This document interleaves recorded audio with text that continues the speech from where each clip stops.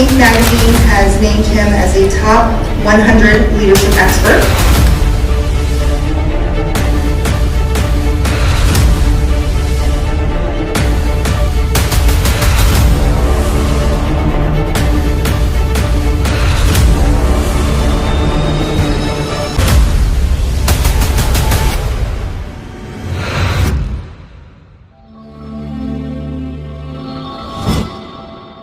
Hello viewers, today I am in conversation with the world's most highly ranked leadership speaker, and he's a phenomenal public speaker.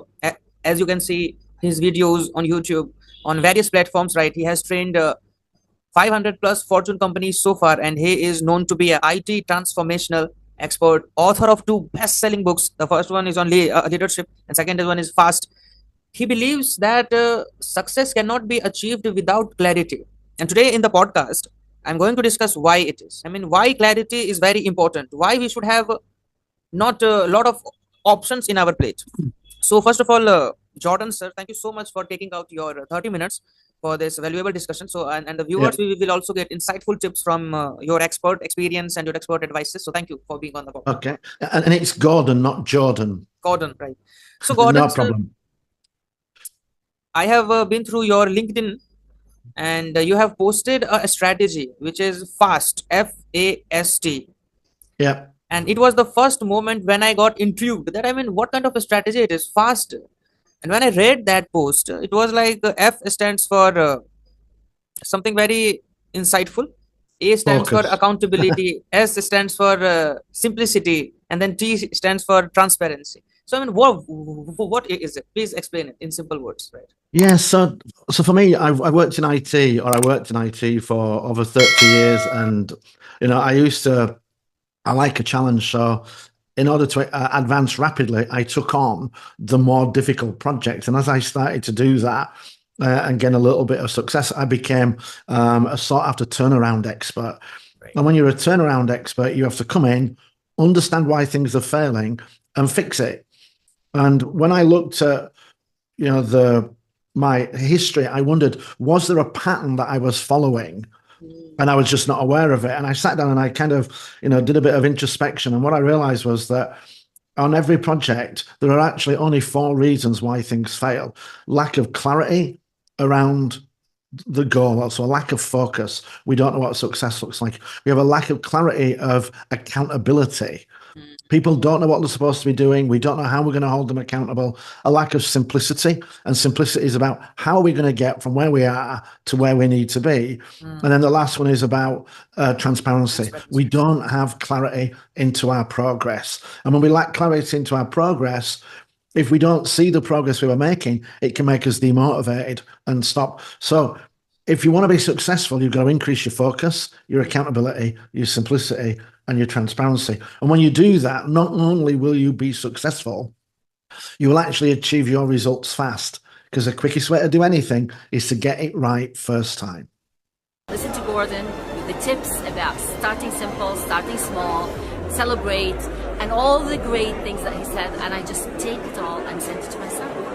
Amazing. Makes sense? Yeah, completely. It is, and it is actually very practical, because I have read more than 15 self-help books, and all over there, one thing is very common, that without focus, there is nothing can be achieved.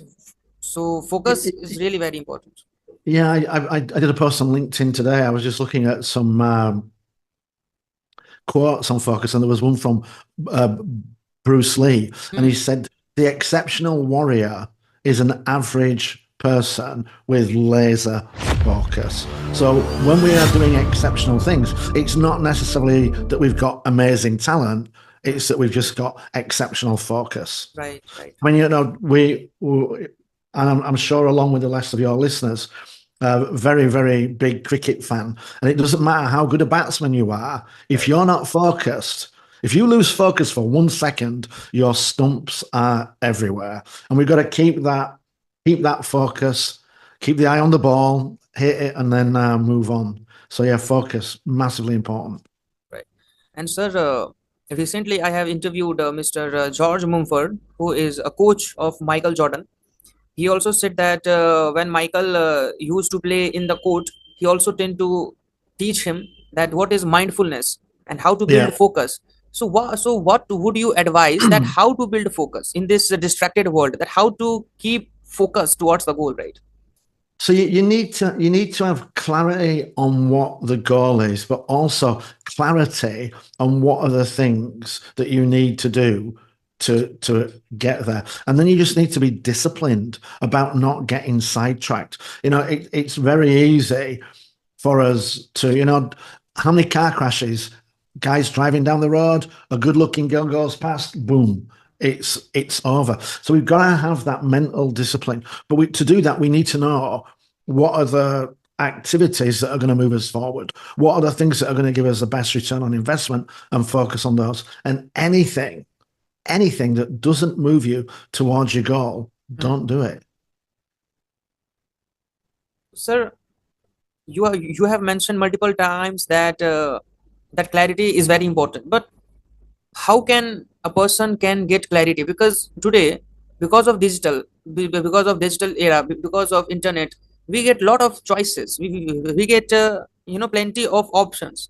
How to figure out that that what is good? So what strategy will you tell us that how to figure out between good and the best option? That sometimes it happens Yeah. that eating mango is a good option, but eating beetroot is a far better option. So how to figure out that 100 million deal is good, or 50 million? So I mean, tell us something about that how to do it. Yeah. So the first thing I will say is that, simplicity is always a good option with projects. And when we're looking for solutions, complicated or more difficult solutions tend to be easy to find. So you're looking for something, you can find a solution quite easily, but it's probably not the most optimal solution. So don't settle for the first solution. Spend a little bit more time looking to see what the alternatives are, and are they better? And I'm always, and we're always under tremendous pressure. It's got to be done now. Dive in, get into action. But I always remember that the quote from Albert Einstein: if he had 1 hour to save the world, he would spend 55 minutes understanding the problem and 5 minutes trying to solve it. We tend to spend maximum 1 minute trying to understand the problem, and then we're diving in trying to solve it. So we just got to take that time to step back, see the forest. As we say, we're talking a little bit about cricket. You don't have to hit every ball for six. Right. Pick the deliveries. So do a little bit of studying, a little bit of research, see what other people have done and what's worked for them. And then, pick what's the best strategy for you, not the best strategy, the best strategy for you. Because while it might be good for Michael Jordan, I'm a foot shorter than Michael Jordan. So that approach isn't going to work for me. So make sure you've got the best approach for you.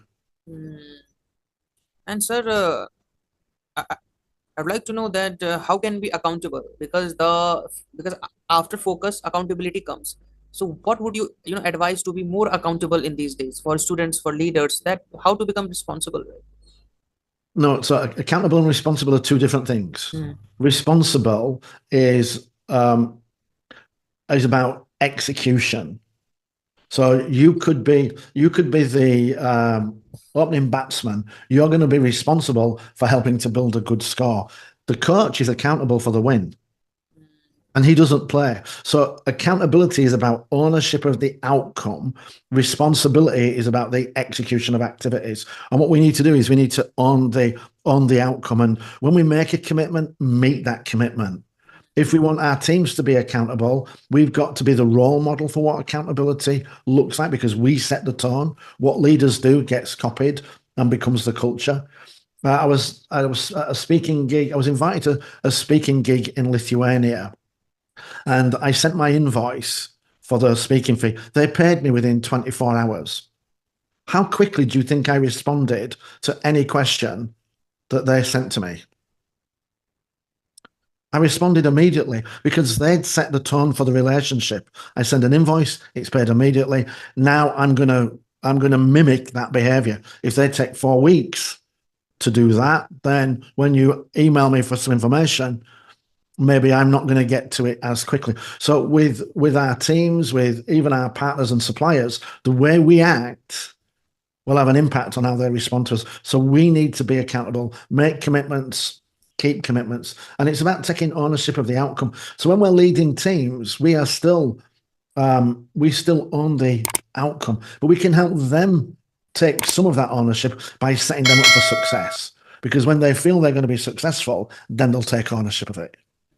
You know, you see it in sport a lot. When teams think they're going to win, they play like demons. When teams think they're going to get beat, heads go down, and performance falls. So when we can get people in a position where they feel they're going to be successful, then they will take accountability.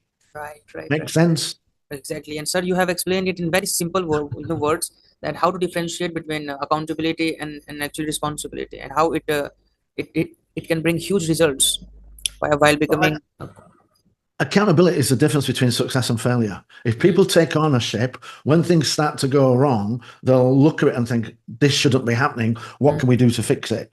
If Right. people don't think it's going to be successful and it starts to go wrong, they'll just be, I knew this was going to happen. And they go into spectator mode. And you want your teams in solution ownership mode, not spectator mode. Wonderful, sir. So, sir, accountability you have explained in very simple words, and actually taking charge should be a duty, and a leader supposed to do that when he thinks that, or actually when situation seems go out of the hand. So, sir, why do you think that simplicity becomes a massive thing, becoming a successful leader? Because after accountability comes simplicity. So how to be simple? Because as a human, everybody wants to have a lot of skills, but they don't know that what is the required skill that is going to bring huge results to them. So how to simplify the situation? Because even small situation leaders creates it as big as it is not. Leaders transform that tiny situation into massive situation. Yeah. But it is a small, right? Yeah. So with simplicity, the first thing is it's mindset. And we live in a complicated world, a complex world, yes. But that doesn't mean that everything needs to be complex. It doesn't mean that there aren't simple solutions to things. So we have to we have to be in the mindset of there might be a simple solution in order to look for it. That's step one. And the second thing to remember is that complicated solutions are easy to find. Simple solutions often take a little bit longer, but it's so worth the way and effort to try and do that. And then the last part about simplicity is that even if the solution is difficult and it is involved, we can reduce the complexity by explaining it simply. Because even if it's complex, if we can get people to understand it, then they'll be able to engage and execute. If we don't explain it simply, even simple tasks, if we explain them in a complicated way, complexity kills execution. So even if we cannot simplify the actual execution, what we should do is we should communicate it simply so that people understand. It is very easy way to explain that, and actually you have explained very insightful thing, that explaining things simply, and it is about mindset, that there is not any compulsion to make even small things complicated. So it is all about mindset, right? Yeah. So as I say, complexity and belief, lack of belief, kill execution. And one of the stories I always like to tell is that when I was 52, I decided I wanted to run a marathon, and my two best friends told me, "You're too fat, you're too unfit, and you're too old. It's never going to happen." Excuse me. But what they were really saying is, I'm younger, I'm fitter, I'm thinner than you, and I couldn't do it, so you couldn't do it. And I said to them, but I've got a plan. It is a simple plan. The week one, I run 5 times a day, 15 minutes. I take Saturday off. Excuse me. I take Saturday off, and on Sunday, I run for 20 minutes. The next week, I run for 20 minutes every day. I take Saturday off, and on Sunday, I run for 25. The next week, 25 minutes every day, take Saturday off, and on Sunday, I run 30. And they said, so you're just going to run 5 minutes more every week? And I said, yeah. But in 26 weeks, that compounds to 4.5 hours. And in 4.5 hours, I'm going to be close to running a marathon. And they looked at me and they said, okay, we'll do it with you. Now, I hadn't made the marathon go from 26 miles to 10 miles. What I'd done is I'd laid out a simple step-by-step plan where they could see with a 5-minute increment every week how they could get from where they are to where they needed to be. Right. So I don't want to say running a marathon's not difficult or complicated. It is, but when you have belief, it's only 5 minutes more. I can run 5 minutes more. Any week I can run 5 minutes more. So all you need to do is do that for 26 weeks in a row. Boom, now you're ready to run a marathon. So this is what we need to do with our teams. And there's two aspects to this that I find. One is that I'm a good problem solver. So can I explain it simply? And sometimes I can, sometimes it's outside my area of expertise. But when it's outside of my area of expertise with my teams, I ask them, explain it to me simply.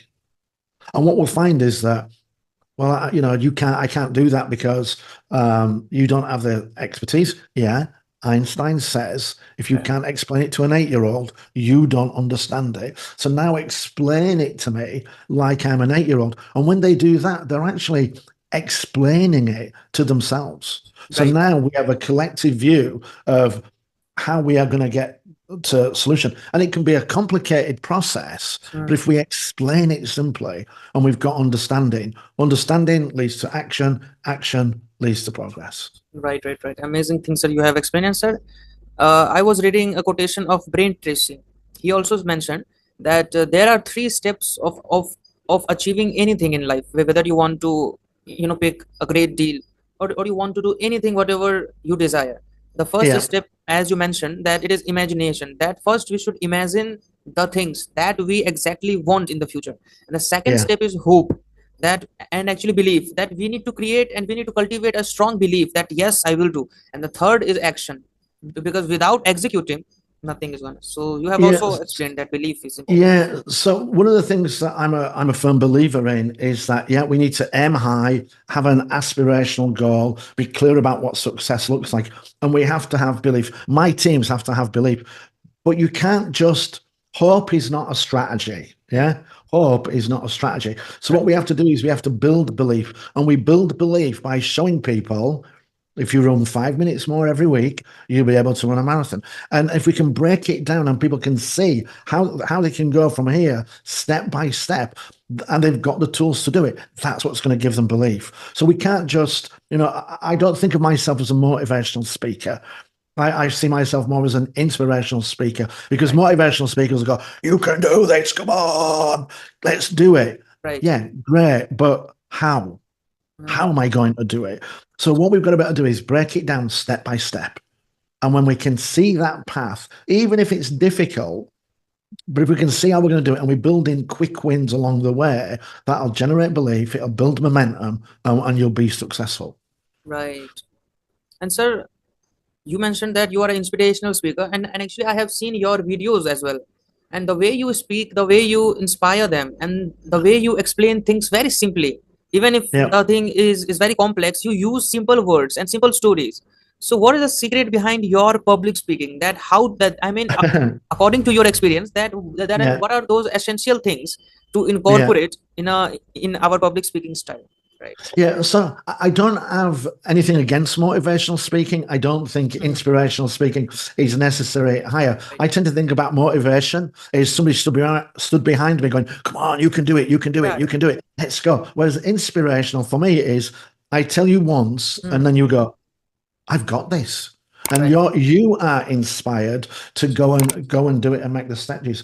So for me, how did that come about? So I've worked in IT for 35 years. In the last 10 to 15 years, I've lived in Czech Republic in Prague for a year. I've lived in Holland for 3 years. I've lived in Florida for 3 years. I've lived in Germany for 6 years. My wife is Belgian, so I speak French. I've had global teams of 1,000 people. I've had a team of 350 in India. And when you're communicating with different cultures who don't speak English as a first language, and you've got a team of 1,000 people of different generations, different cultures, and different locations, you cannot, as a leader, you don't have the time to go around and tell everybody what it was you said and what you meant. So it forces you to think about, how can I use simple English and get my message across? And when it comes to my writing, one of the things that I do when I write is I write to my 30-year-old self. And I'm writing advice that things I know now, I wish I'd known at 30. And again, that forces me to write it, assuming he doesn't know anything that I know now. So that forces me simple language, enough information, and it's just a question of practice. Right. I'll tell you a story. I did this post yesterday. I did a TEDx. I wanted to do a TEDx, and I thought, let's aim high. Let's do it in French. I speak French with my wife. I'm almost fluent, but for the talk, I still need to, practice some of the tenses for the language to be perfect. And I was the 12th speaker. I was the only non-English speaker. And when I did my talk and I came off, over a dozen people came up to me from a French audience and they said, you were the only person we understood. The only person, and everybody else was a native French speaker. And it wasn't obviously they could hear what they said, but they understood the purpose of my talk, the message I was getting over. And it was because of the structure, the simple words, the repetition, and the clarity of thinking that allowed to do that. So even in a foreign language, you can do that, but it takes effort. Right. And, with practice, it becomes a lot easier. So now when I'm speaking on stage, I was speaking in Shanghai in September, and not only am I speaking to people whose first language is not English, it has to be translated for some of the people that don't. So you've got to be clear about what you're saying. Crystal clear. And sir, it is very important because clarity brings, conclusion to anyone, because when we use simple words, we can easily convey the message. It's very important. Absolutely. I've read a number of leadership books. I'm not going to name them. And I have a degree in mathematics, so I'm a smart person. And I read the chapter 1 and I think, what the hell is this? This is really complicated. And I'll read it again. I'm like, wow, this guy's a genius. Right. I don't understand this. And for me, it's nice that you've written that, but who have you written that for? That's not going to help. With my books, what I want people to read it and go, wow, I understand this. I'm a genius, because now they're inspired. And, when it comes to leadership, I would love to be able to lead everybody one-on-one, but that's not going to be possible when you have a large team. So you're only going to get small interactions. So it's important that you put them on the right path, so that when you're not there, they can continue towards success. Right. Exactly. So, sir, moving towards the last strategy, which is transparency, which comes after simplicity. So, why do you believe that transparency is important? And actually, what is the difference between honesty and transparency?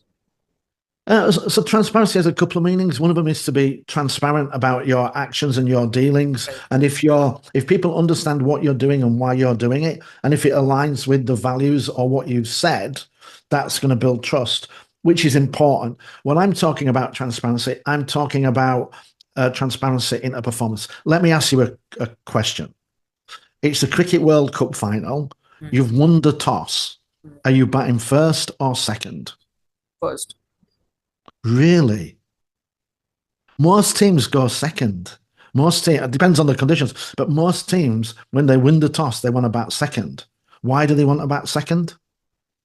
Because they have transparency into the score they need in order to win.